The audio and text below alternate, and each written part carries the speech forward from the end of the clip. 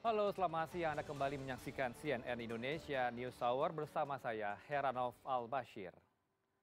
Permintaan maaf Ferdy Sambo CS terhadap keluarga Brigadir Yosua Huta Barat tengah menjadi sorotan dari publik.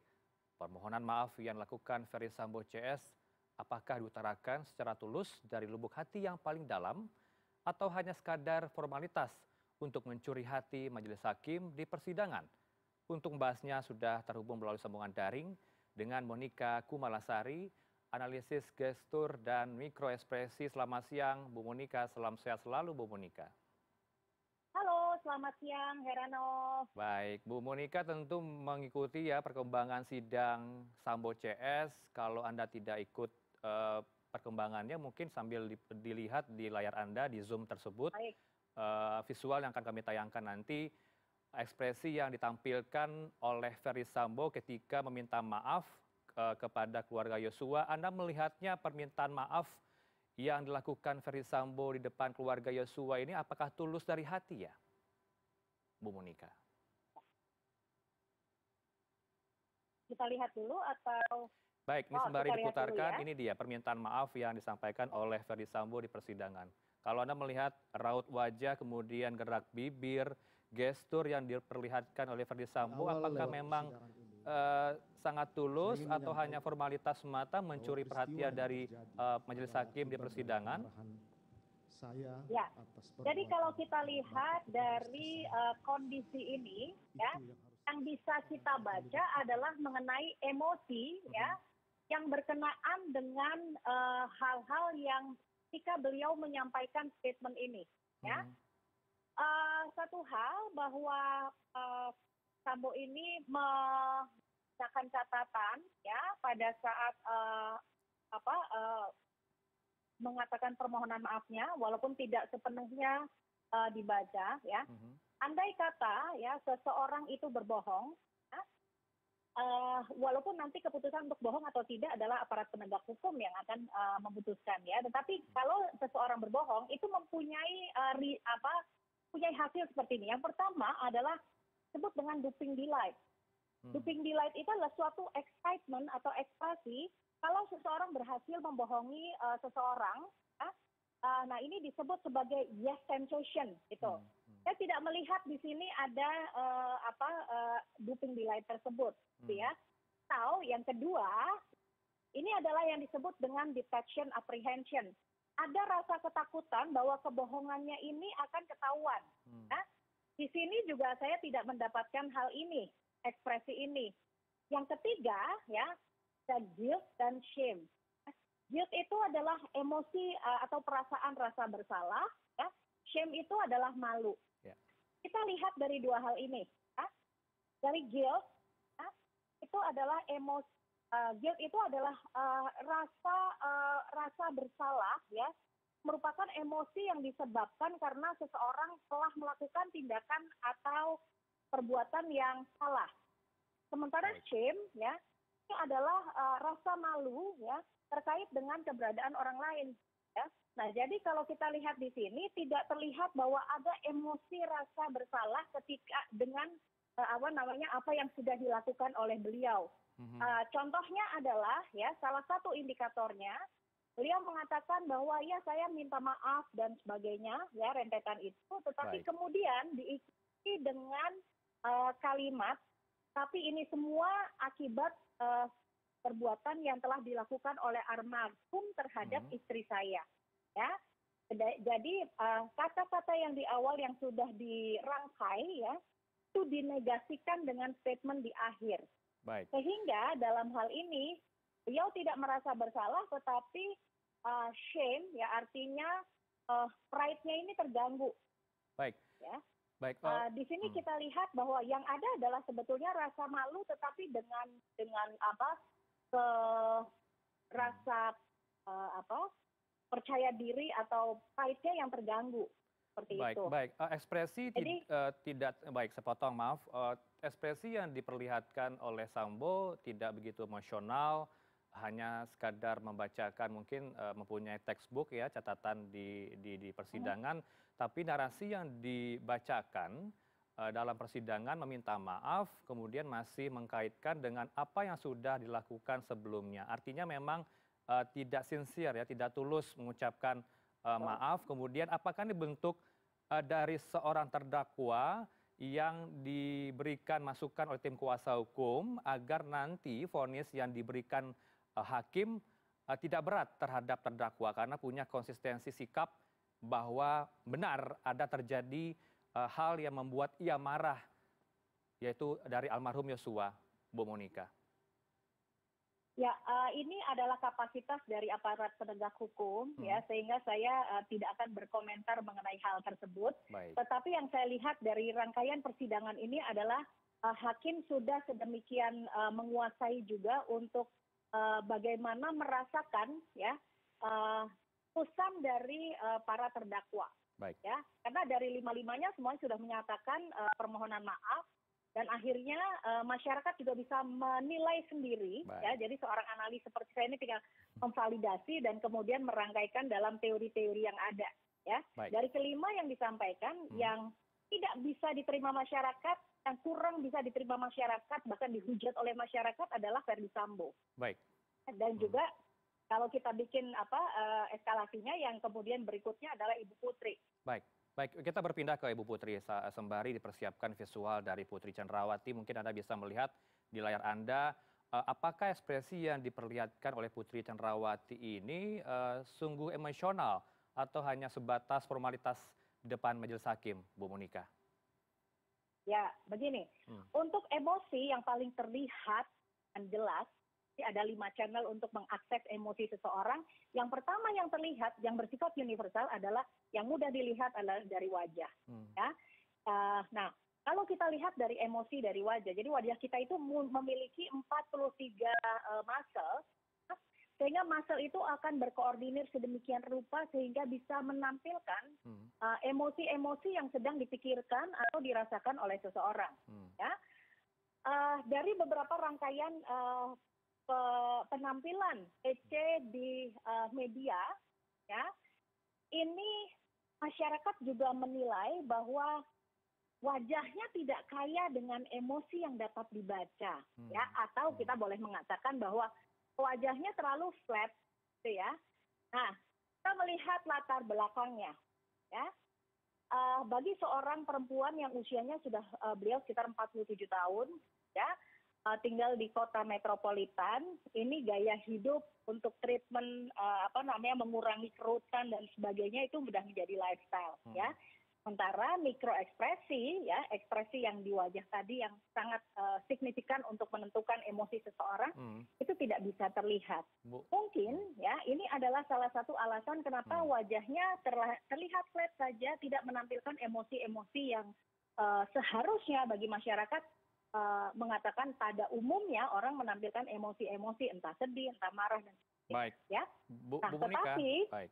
dalam mikroekspresi itu tetap masih bisa terlihat juga, ya, bahwa Putri Chandrawati terlihat ada tangisan, ya.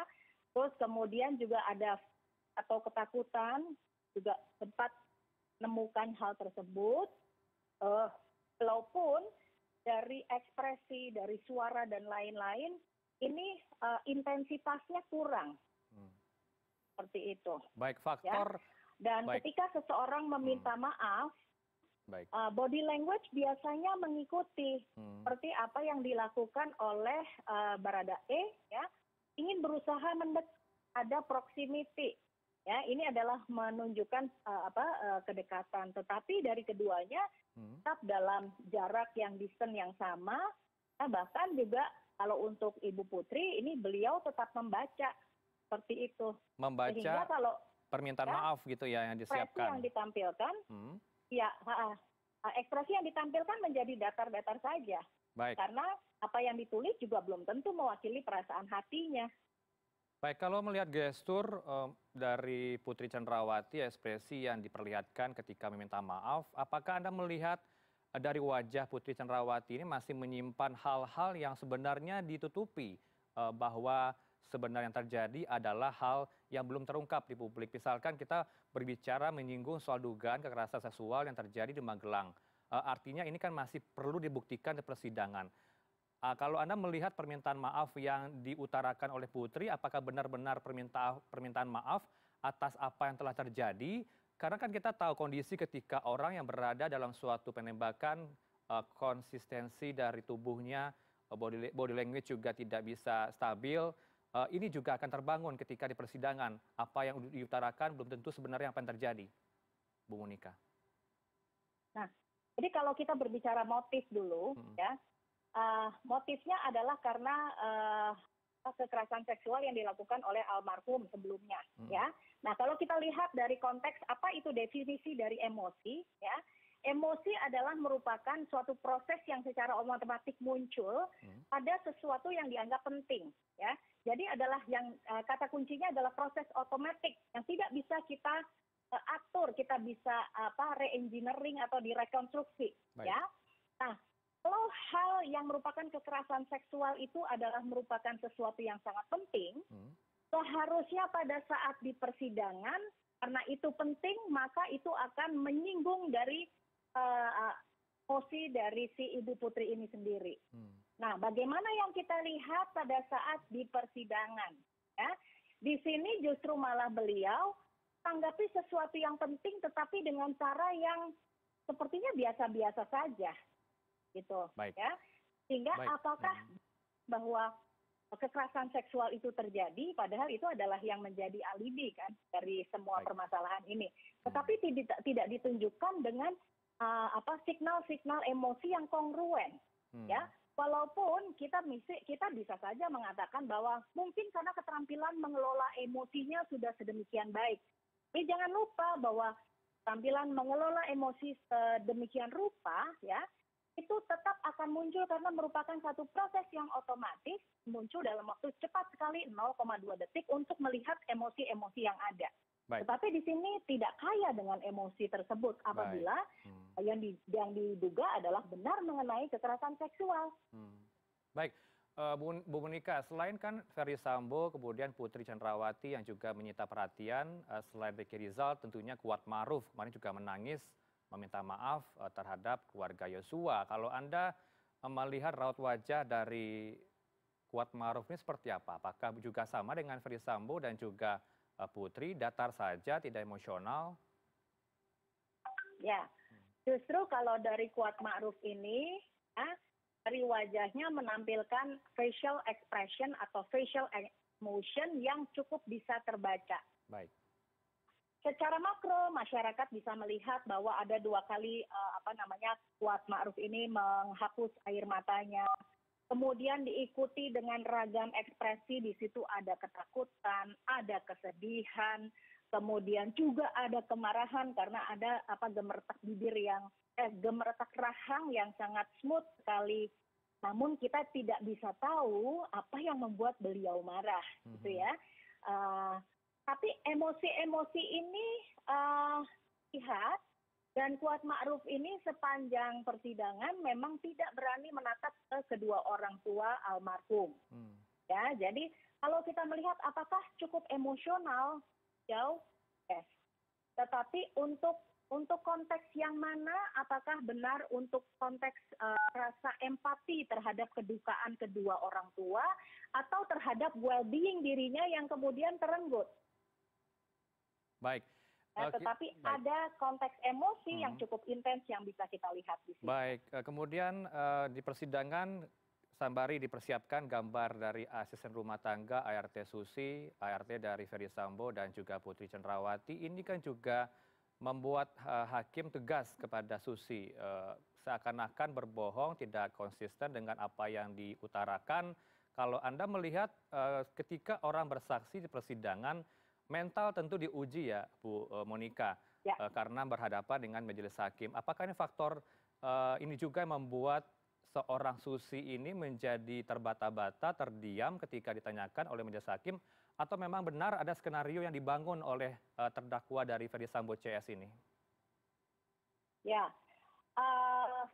aspek-aspek psikologis dari seseorang yang berkata jujur. Ya, yang pertama adalah adanya spontanitas dan juga konsistensi.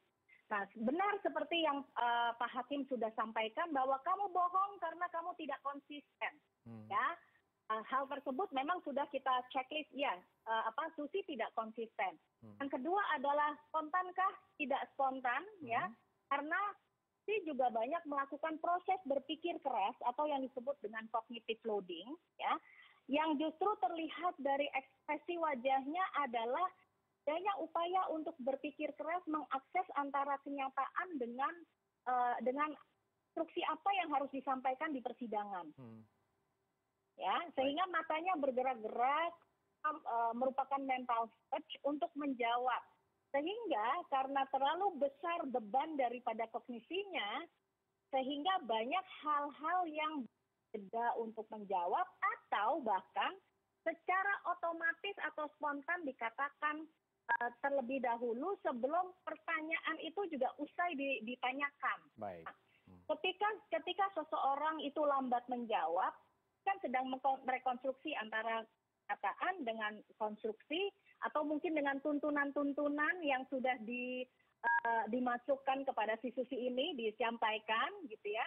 Tapi ketika menjawab dengan cepat, itu juga kemungkinan adalah karena tanpa melalui proses berpikir atau mengingat si memori-memori tersebut, dan kemudian udah dijawab dengan otomatis. Nah, di sini ada kalau saya mengatakan sebagai leakage atau kebocoran. Apa ya?